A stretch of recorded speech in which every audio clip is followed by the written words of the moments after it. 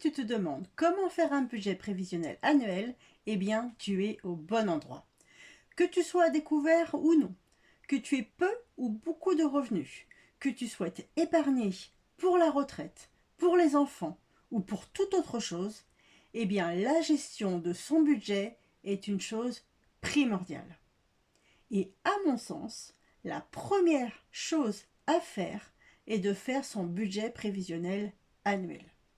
Dans cette vidéo, je vais te présenter mon budget prévisionnel annuel pour l'année 2024. Donc, comme ça, tu pourras avoir un petit peu un aperçu de ce à quoi ce document ressemble. Donc, si tu veux reprendre tes finances en main, reste avec moi.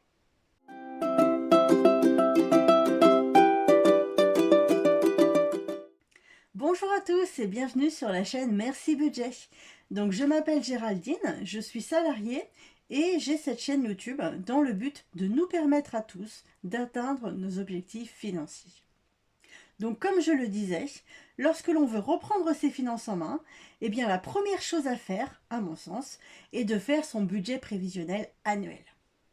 Alors ce budget prévisionnel annuel, en fait c'est un document qui regroupera toutes tes rentrées d'argent et toutes tes dépenses sur les 12 prochains mois. En fait, ce document, c'est un petit peu un état des lieux de tes finances. Donc dans cette vidéo, je vais te présenter mon budget prévisionnel pour l'année 2024, donc du 1er janvier au 31 décembre. Ceci étant, si tu regardes cette vidéo au mois de mars, au mois de juillet ou je ne sais quand, eh bien il n'y a aucun souci, tu peux démarrer ton budget prévisionnel annuel n'importe quand. En fait, il te suffira de faire sur les 12 prochains mois. Ou alors, tu peux également démarrer par exemple au mois de mars et faire ton budget jusqu'à la fin de l'année. Alors, je vais tout de suite te montrer à quoi ça ressemble, mais juste avant, je fais une petite parenthèse, c'est mon petit moment pub.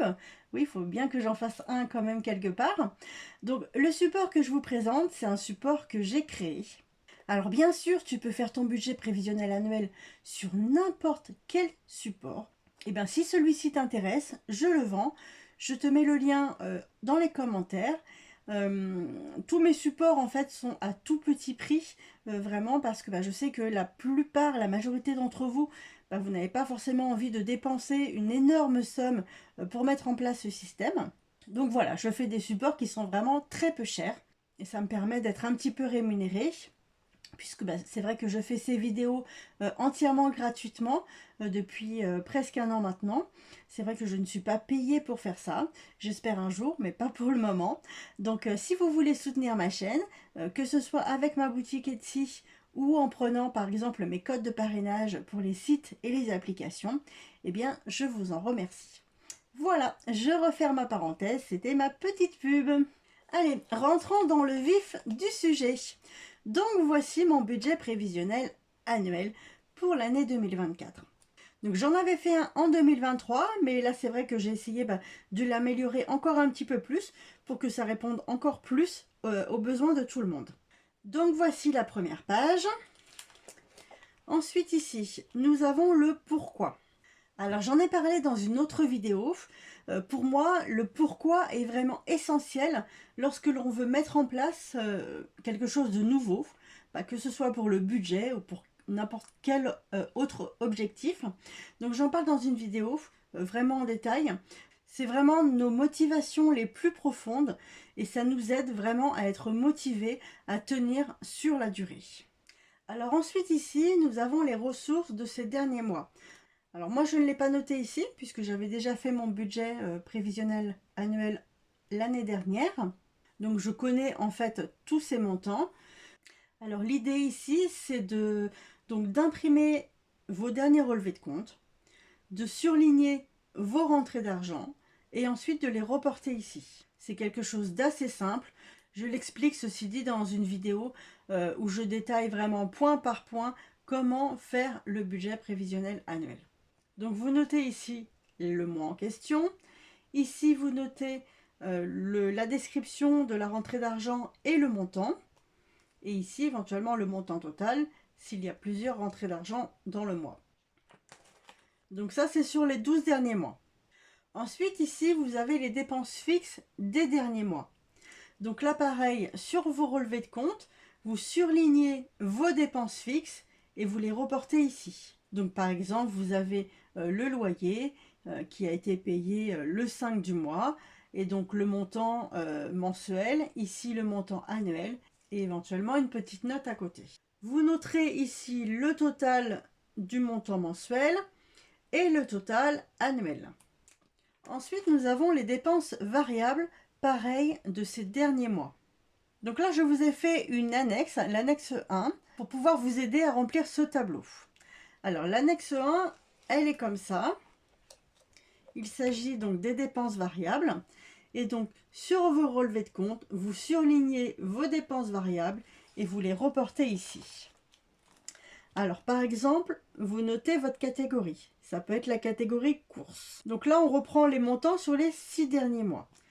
Par exemple, au mois de janvier, en catégorie courses, peut-être que vous avez dépensé 200 €, puis vous avez dépensé 150 €, puis vous avez dépensé 300 €. Vous notez le total. Le montant du mois 2 pareil, du mois 3, du mois 4, du mois 5 et du mois 6. Vous notez les totaux ici. Et ici, vous faites la moyenne des 6 mois. Ensuite, vous avez une deuxième catégorie. Peut-être que vous avez la catégorie cigarettes. Eh bien, pareil, vous notez les montants, vous notez le total et ici, la moyenne. Vous faites pareil pour toutes vos catégories de dépenses variables. Une fois que vous avez ces moyennes, eh bien, donc vous pourrez les reporter dans ce tableau-là, avec la description. Ici, vous noterez courses, le montant moyen mensuel, et vous le multipliez par 12 pour avoir le montant moyen annuel. Et vous faites ça pour chaque catégorie de dépenses variables. Ensuite, une fois que vous avez fait les dépenses variables de ces derniers mois, là c'est vraiment un état des lieux donc de votre budget. Vous allez faire pareil mais avec vos dépenses occasionnelles. Donc pareil, sur vos relevés de compte, vous surlignez et vous reportez ici vos dépenses occasionnelles. Les dépenses occasionnelles, hein, je le répète, ça peut être Noël, les anniversaires, une taxe foncière, une rentrée scolaire, une assurance qui est payée une fois par an. Donc pareil, vous notez, tel mois, vous avez eu la rentrée scolaire pour tel montant. Tel mois, vous avez eu l'assurance voiture, par exemple, pour tel montant. Comme ça, vous pourrez voir un petit peu ce que vous avez dépensé en fait sur ces derniers mois. Donc forcément, vous risquez d'avoir des montants qui sont assez conséquents, surtout comparés à vos rentrées d'argent. Mais voilà, l'idée c'est vraiment de faire un état des lieux global de votre budget sur ces derniers mois. Et ensuite donc de pouvoir faire une comparaison avec ce qu'on va mettre en place. Donc maintenant on va passer à la deuxième partie, c'est-à-dire le budget prévisionnel annuel. Donc là c'est ce que vous allez mettre en place. J'ai mis des petites citations parce que je trouve que c'est quelque chose qui est assez intéressant. Moi, c'est des petites citations qui me font des petits déclics, comme par exemple, la folie, c'est de toujours faire la même chose et de s'attendre à un résultat différent. Bien oui, effectivement, si on peut pas s'attendre, on peut pas avoir un nouveau résultat, avoir quelque chose de positif, de mieux, si on fait toujours la même chose. C'est pour ça qu'à un moment donné, on peut regarder des centaines et des centaines de vidéos YouTube, on peut lire des milliers de livres. Si on ne passe pas à l'action, on n'arrivera jamais à atteindre nos objectifs. Et de la même manière, si vous voulez vraiment quelque chose, vous trouverez un moyen. Si vous ne voulez pas, vous trouverez une excuse. Effectivement, il faut déjà avoir le déclic de vouloir changer, de vouloir évoluer pour pouvoir atteindre nos objectifs. Alors donc dans cette deuxième étape, on va vraiment passer à l'action pour pouvoir vraiment reprendre nos finances en main et atteindre nos objectifs. Donc on rappelle, hein, nos objectifs, c'est aussi notre pourquoi qu'on a déterminé en début de vidéo. Voilà, moi par exemple, ça va être pouvoir épargner pour un projet immobilier locatif. Ça va être avoir un complément de revenu, ça va être diminuer mon temps de travail, ça va être passer plus de temps avec ma famille et ça va être préparer ma retraite et ne pas dépendre de ma fille. Voilà, dès que j'ai un petit coup de mou, je me replonge dans mon pourquoi pour me rebooster Parce que oui, comme tout le monde, on a des baisses de morale, on a des petits coups de blues, on a des craquages. Et ça, c'est tout à fait normal. En fait, il faut vraiment en avoir conscience que c'est normal, qu'on ne peut pas toujours être au top du top du top. Voilà, je fais cette méthode avec les enveloppes depuis maintenant plus d'1 an.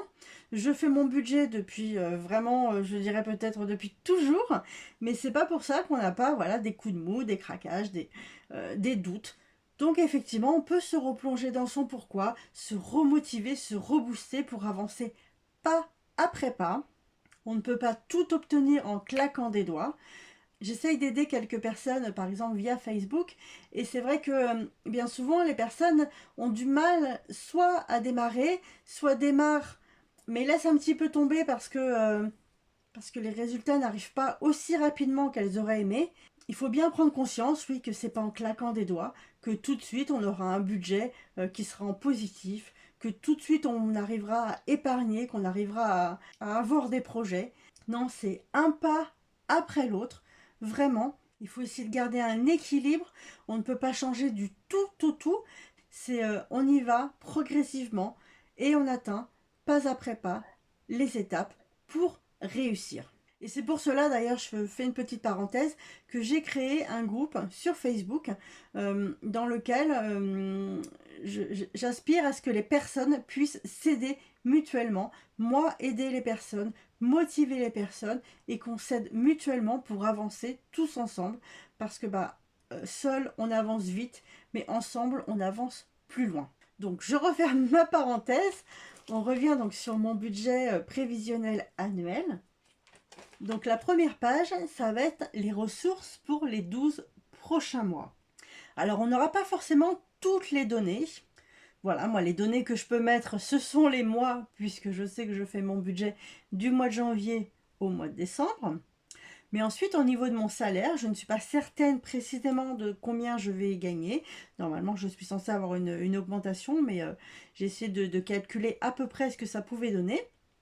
Et puis ensuite, c'est pas grave, au fur et à mesure du temps, au fur et à mesure des mois, eh bien je vais réajuster, je vais remettre mieux une fois que j'aurai vraiment toutes les données.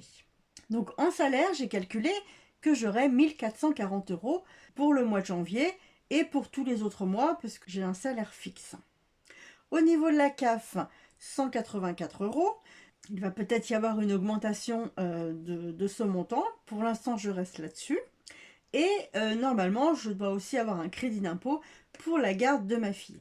Comme je n'ai pas du tout idée de combien ça peut être le montant, je ne mets pas de montant, comme ça je ne me base pas dessus. Donc ça me ferait un total de 1624 € pour ce mois de janvier. En février, la même chose. Au mois de mars, eh bien normalement, je perds au niveau de la CAF puisque ma fille aura 3 ans, donc il me semble que je n'aurai plus le droit à cette aide. Donc on redescend à 1440 €. La même chose pour les autres mois. Au mois de juillet, je devrais aussi avoir un crédit d'impôt, mais je n'ai pas le montant, donc je ne le note pas. Tout ce qui viendra en plus, ça sera du bonus, donc génial. Et donc, à la fin de l'année, ça me fait un total de ressources de 17 648 €. Donc vous voyez, j'ai tout écrit au crayon à papier, comme ça je pourrais gommer et réajuster au fur et à mesure. Ensuite, mes dépenses fixes sur les 12 prochains mois. Donc moi, mes dépenses fixes, je les connais. Et vous, eh bien à cette étape-là, vous les connaîtrez aussi, puisque vous aurez vous aurez rempli ici ce tableau avec toutes les dépenses fixes des derniers mois. Alors peut-être qu'il va y avoir des choses qui vont évoluer, peut-être que vous aurez ici un crédit qui est peut-être maintenant terminé et que vous n'aurez plus après, peut-être inversement, une nouvelle assurance qui viendra se rajouter sur les 12 prochains mois. Mais en gros, vous avez le montant de vos dépenses fixes. Donc du coup, vous pourrez les reporter ici. Donc moi, j'ai par exemple mon crédit qui tombe le 4 et le montant est à 314 €. Ça, ce montant-là, c'est un montant que j'ai divisé par 2. Pour ceux qui ne me connaissent pas, donc je suis en couple et avec mon conjoint, nous avons grosso modo les mêmes rentrées d'argent.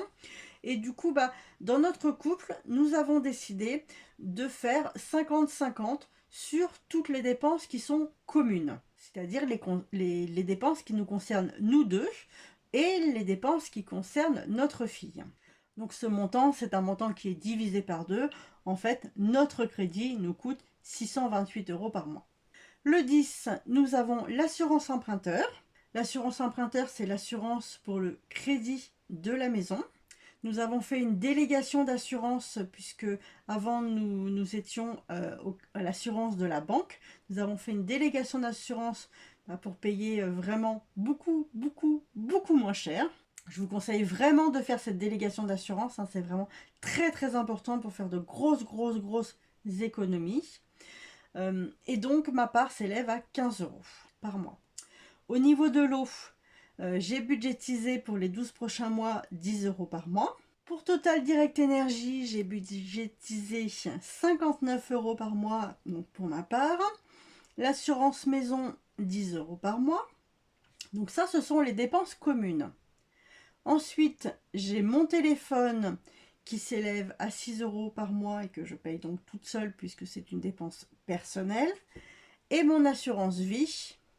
J'ai une assurance vie et tous les mois dessus, je mets 100 €. Donc ça me fait un total de dépenses fixes de 514 € par mois et donc de 6168 € par an. Ensuite, il y a les dépenses variables sur les 12 prochains mois. Donc moi, je les connais. Vous, eh bien, vous les connaîtrez aussi à cette étape puisque vous aurez rempli ce tableau. Donc là, pareil, hein, c'est juste, on reporte les montants avec, en remodifiant un petit peu en fonction de l'évolution de votre foyer, de vos dépenses, etc. Mais grosso modo, vous faites juste un report. C'est pour ça que c'est indispensable de faire cette première étape, comme je disais, d'imprimer ces derniers relevés de compte, de tout surligner et de tout rentrer, de faire des moyennes pour pouvoir avoir des montants, des choses concrètes que vous allez pouvoir ensuite reporter dans ces tableaux. Alors au niveau de mes dépenses variables sur les 12 prochains mois, au niveau des courses, j'ai budgétisé 210 € pour ma part. Donc pareil, mon conjoint paye la même chose, donc ça nous fait 420 € par mois au niveau des courses. À l'heure actuelle, on tourne autour de 380-400 € par mois. Donc voilà, j'ai augmenté un petit peu ces budgets parce que il faut tenir compte de l'inflation. Donc j'ai augmenté un petit peu le montant de chaque catégorie. Donc 210 € pour les courses. En famille, c'est tout ce qui va concerner en fait les sorties. Alors on ne fait quasiment pas de resto. Par contre, on va aller peut-être à la piscine, faire du bowling, faire quelques petites choses comme ça. Et donc voilà, j'ai budgétisé 25 € pour ma part. Mon conjoint met la même chose pour cette catégorie. Ma choupinette, donc c'est notre fille. Moi je mets 10 € et mon conjoint la même chose dans cette catégorie. Au niveau de la maison, nous mettons chacun 30 €. Au niveau de la crèche, nous mettons chacun 84 €. En sachant que l'année prochaine, elle ira à la crèche, pas toute l'année, puisqu'ensuite elle ira à l'école. Donc ça nous fait 1000 € pour ma part pour la crèche. Donc j'ai compté la cantine parce que donc elle ira à l'école à partir du mois de septembre. Donc 10 € pour ma part. Le périscolaire, donc vous savez, le matin et le soir, 9 €. Et le centre de loisirs, 9 € par mois, que je mets déjà ici, en sachant qu'elle ira au centre de loisirs pour les vacances de la Toussaint et pour les vacances de Noël. Donc ça, ce sont toutes les dépenses communes. Ça nous concerne tous les deux. Ensuite, il y a mes dépenses personnelles. Le carburant. Là, je mets 180 € par mois pour l'essence. Pareil, j'ai augmenté un petit peu ce budget par rapport à ce que je dépense à l'heure actuelle, puisque il y a l'inflation, etc. Pour ma santé personnelle, les choses qui ne sont pas remboursées par la sécurité sociale, je mets 15 € dans mon enveloppe tous les mois. Et pour mon perso, voilà, ça va être par exemple aller boire un verre avec des collègues, ça va être pour faire un peu de shopping, ça va être pour me faire des cadeaux. Eh bien, je me mets 30 € par mois dans cette enveloppe. Comme vous pouvez voir, j'ai écrit encore ces montants au crayon papier, puisque c'est des montants que je vais ajuster. Et notamment, ce sont des montants que je vais ajuster quand je vais devoir équilibrer mon budget. Parce que là, ce sont des montants que je mets, mais au final, je ne sais pas si je vais avoir plus de dépenses ou moins de dépenses que mes rentrées d'argent. Donc c'est important de les mettre au crayon papier et ensuite, effectivement, peut-être qu'on devra remodifier ces montants pour certaines catégories. Alors mes dépenses variables, donc le total c'est 612 € par mois et à l'année ça me fait 7 325 €. Ensuite, autre étape, les dépenses approvisionnées. Donc là ce sont les dépenses qui vont arriver au cours de ces 12 prochains mois, celles en tout cas que l'on connaît. Alors là pareil, je vous ai fait des petites annexes pour vous aider en fait à y voir un petit peu plus clair dans ces dépenses approvisionnées. Donc par exemple, vous avez l'annexe 2, c'est tout simplement un calendrier de l'année 2024. Mais c'est vrai que ce calendrier, ça va permettre de pouvoir voir, de pouvoir noter, par exemple, qu'il va y avoir, alors c'est pas mon cas, mais par exemple, il peut y avoir un mariage en été, il peut y avoir une taxe d'ordures ménagères au mois d'octobre, il peut y avoir un anniversaire à telle date. Ça permet un petit peu d'avoir une vue d'ensemble sur les événements qu'il va y avoir au cours de cette année. Ensuite, vous avez l'annexe 3 avec un petit peu une checklist des dépenses annuelles. Alors bien sûr, c'est une liste qui n'est pas exhaustive, mais ça permet d'essayer d'éviter d'oublier en tout cas de certaines dépenses. Ensuite, vous avez une autre annexe. Et donc là, ce sont les événements qui vont arriver sur ces 12 prochains mois.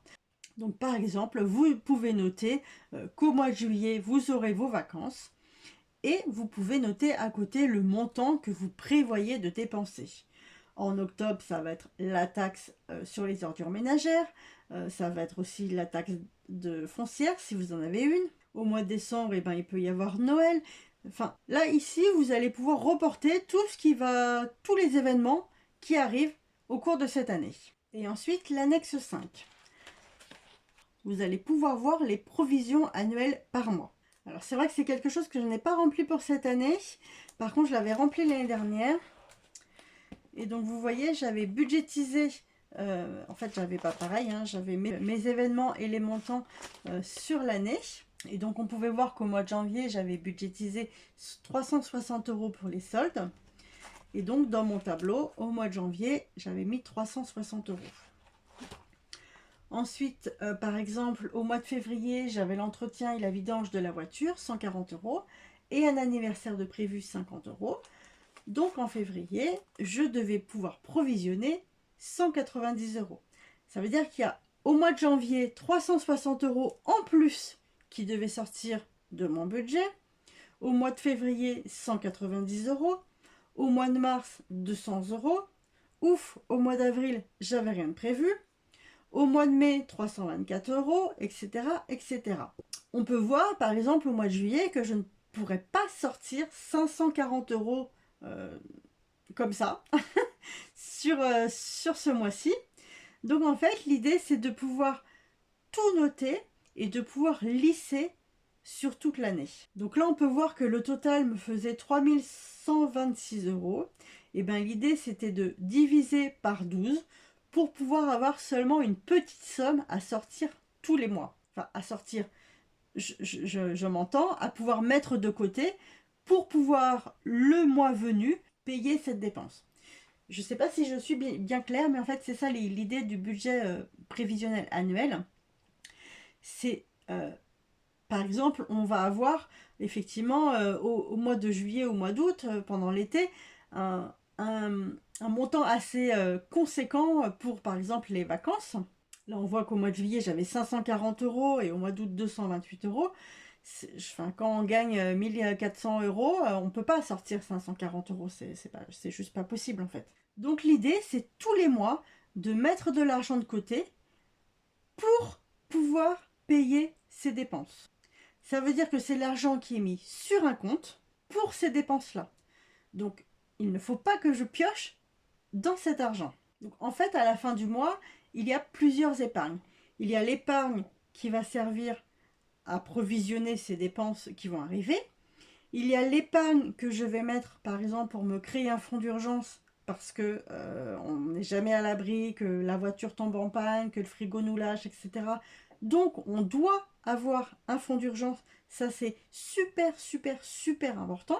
Et ensuite, si on peut, on doit avoir une épargne pour avoir d'autres projets. Donc en fait, si par exemple on touche 1500 € dans le mois, il ne faut pas qu'il y ait 1500 € de dépenses dans le mois. Il faut qu'il y ait une petite réserve pour les dépenses qui vont arriver. Il faut qu'il y ait une petite réserve pour le fonds d'urgence et éventuellement ensuite une épargne pour un projet futur. Donc c'est vraiment comme ça en fait qu'on arrive à être serein dans nos finances. On sait par exemple au mois de décembre, on a 480 € qui partent pour Noël, sauf que tous les mois, janvier, février, mars, etc., tous les mois, je vais mettre une petite somme pour mes dépenses de Noël. Donc en fait, j'arrive pas au mois de décembre en me disant « Ouh là là, c'est Noël, je vais avoir une grosse somme d'argent à dépenser ». Non, en fait, j'ai aucun souci, puisque tous les mois, je mets de l'argent pour Noël. Et pareil, tous les mois, je mets de l'argent pour mes vacances, tous les mois, je mets de l'argent pour ma taxe foncière. Enfin bref, tous les mois, je mets de l'argent pour toutes les dépenses qui vont arriver. Grâce à ça, vraiment, ça me permet d'être très sereine, de dormir tranquillement, parce que je sais que tout ce qui va arriver, je vais pouvoir le payer. J'arrive aussi à me créer un fonds d'urgence. Donc en fait, si mon frigo me lâche, alors bon, je touche du bois, j'espère évidemment qu'il ne me lâchera pas très rapidement. Mais voilà, si jamais j'avais une urgence qui arrive, eh bien, bon, forcément ça m'embêterait, mais j'ai de quoi la payer. Donc ça, c'est des bases vraiment pour être serein, c'est de faire son budget prévisionnel annuel. Alors c'est pas très drôle, c'est un peu long, ça peut paraître fastidieux, mais une fois qu'on l'a fait, qu'est-ce qu'on est bien! Mais qu'est-ce qu'on est bien! C'est vraiment... Enfin, je pourrais vous en parler pendant des heures parce que c'est vraiment, c'est vraiment quelque chose qui me... Voilà, qui... Enfin, je suis vraiment passionnée par ça. Mais voilà, vraiment, faites votre budget prévisionnel annuel. Lissez vos dépenses sur toute l'année et vraiment, vous verrez que la vie est beaucoup, beaucoup plus simple. Alors, donc je reviens à mes petites annexes. Donc voilà, les provisions annuelles par mois pour savoir combien est-ce que vous devez mettre de côté tous les mois. Donc du coup, moi je connais mes dépenses. Donc ici, j'ai fait une catégorie entretien de ma voiture.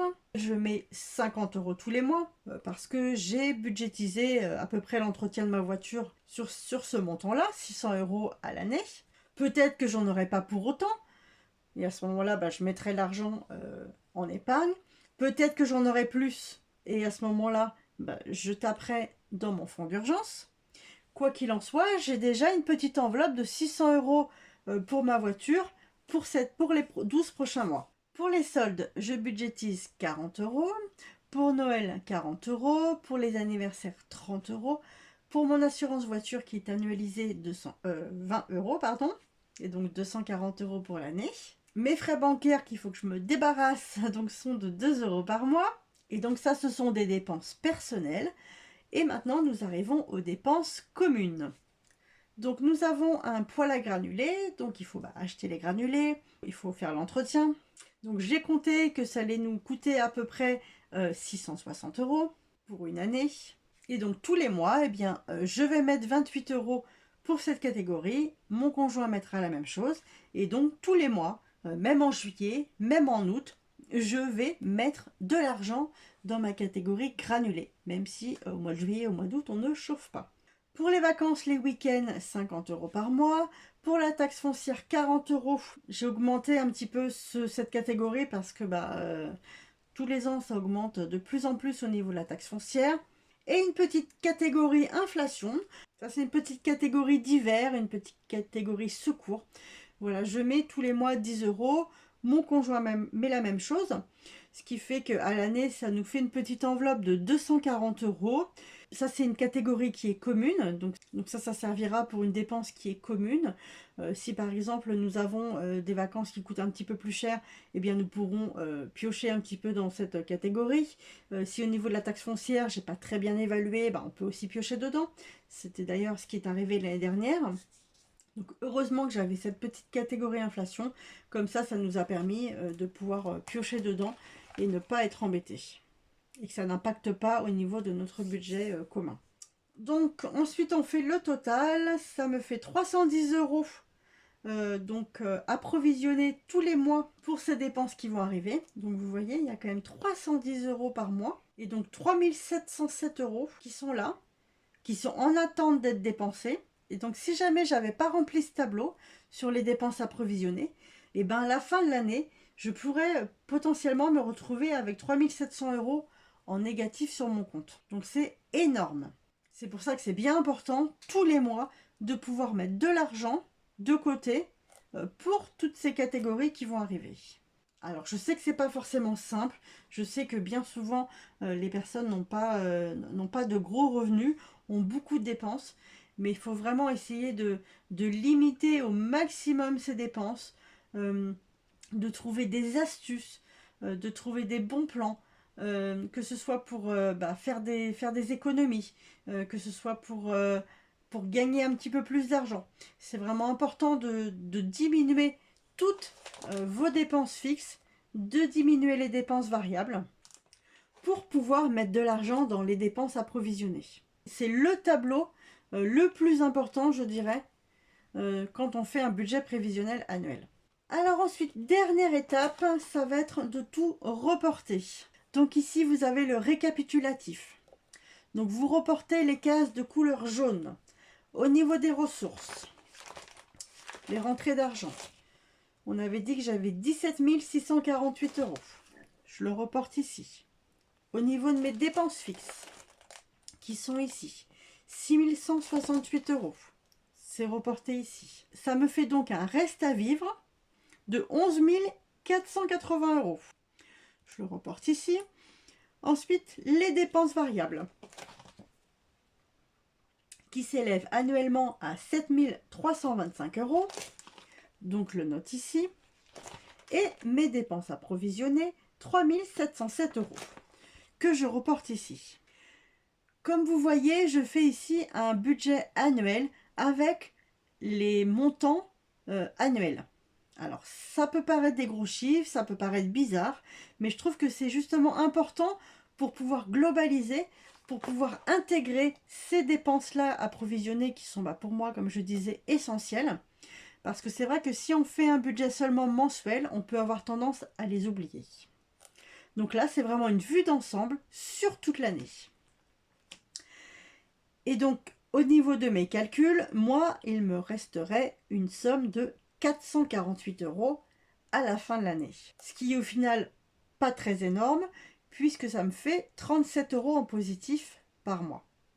Alors c'est déjà très bien, hein, c'est en positif, c'est génial. Surtout, comme je disais, que j'ai déjà répertorié normalement toutes mes dépenses. Que j'ai déjà mon assurance vie, donc mon épargne. Donc une épargne qui est là. Donc voilà, j'estime que pour moi c'est pas mal, 37 € par mois. Bien sûr, il va falloir que je revoie les montants au mois de janvier, puisque je ne suis pas certaine, ne serait-ce que du montant de mes ressources, du montant de mon salaire, et aussi de tous les autres montants. Il va falloir que je réactualise au fur et à mesure. Ça ne tient pas compte du crédit d'impôt. Donc là, c'est super bien, puisque du coup, c'est de l'argent qui va me rentrer encore plus. Même si ce crédit d'impôt, il est divisé en deux avec mon conjoint. Mais voilà, j'estime que mon budget est plutôt pas mal. Même si forcément, on aimerait tous avoir encore plus d'argent à la fin du mois. Donc pour ça, je vais essayer encore de pouvoir réduire sur certaines catégories. Peut-être revoir mes contrats au cours de l'année. Revoir au niveau de mes catégories si je peux encore diminuer sur certaines choses, et puis essayer d'augmenter aussi mes revenus avec de diverses manières, avec des applications. J'en ai parlé dans quelques vidéos, mais voilà, donc pour l'instant, voilà, je suis assez contente de mon budget. Vous, effectivement, au niveau de toutes les catégories, vous écrivez bien au crayon papier, et ensuite vous réajustez, puisque le but ici, c'est que ça soit au moins égal à 0. Plus c'est positif, mieux c'est, mais il ne faut surtout pas que ça soit négatif. Si ici vous avez une somme en négatif, il faut faire quelque chose, il faut réduire quelque part. Alors je sais que c'est pas simple, beaucoup de personnes se restreignent déjà sur plein de choses. Je sais que c'est pas drôle, mais c'est vrai que si on veut pouvoir s'en sortir, il faut mettre en place des choses. Alors si vous n'arrivez plus à diminuer vos dépenses parce que vous êtes déjà au minimum du minimum, et bien à ce moment-là, il faut faire en sorte d'augmenter vos revenus. Dans plein de vidéos, je vous donne des conseils, par exemple pour réduire vos dépenses fixes dans toutes les catégories. Je vous donne des conseils pour réduire vos catégories de dépenses variables ou de dépenses approvisionnées. Il y a plein de conseils que je vous apporte. Donc vraiment, prenez-les en compte. Essayez de passer à l'action. Donc voilà, mon budget prévisionnel annuel. Ici, vous avez le lexique avec les mots qui sont employés dans ce budget. Donc ici, vous avez les annexes, comme je vous le disais. Alors, ce document est en vente sur ma boutique Etsy à tout petit prix. Il est à moins 50% en ce moment, donc vraiment profitez-en. Si vous ne voulez pas ce budget prévisionnel annuel, il n'y a pas de souci. Vous écrivez tout sur un cahier, sur des feuilles blanches. Ça se fait aussi très bien. Mais vraiment, suivez étape par étape. Imprimez vos relevés de compte. Surlignez vos dépenses fixes, vos dépenses variables, vos dépenses approvisionnées. Alors, avec la bonne méthode, avec des bonnes astuces, avec de la motivation, ben, je sais que vous allez y arriver. Je crois vraiment en vous. Il n'y a pas de raison que vous n'y arriviez pas. Même si c'est dur, c'est un pas après l'autre. On y va. On passe à l'action. Si vous avez des questions, vous n'hésitez pas à me les poser, soit dans les commentaires, soit sur mon groupe Facebook. J'essaye de répondre au maximum de personnes le plus rapidement possible. Vous êtes de plus en plus nombreux à me demander voilà, des conseils, des astuces ou de regarder un petit peu votre budget. Je le fais avec grand plaisir parce que vraiment c'est ce qui me motive, c'est ce qui me passionne de pouvoir aider un maximum de personnes. Donc n'hésitez pas. Et puis sur ce, je vous dis à très vite. Bye!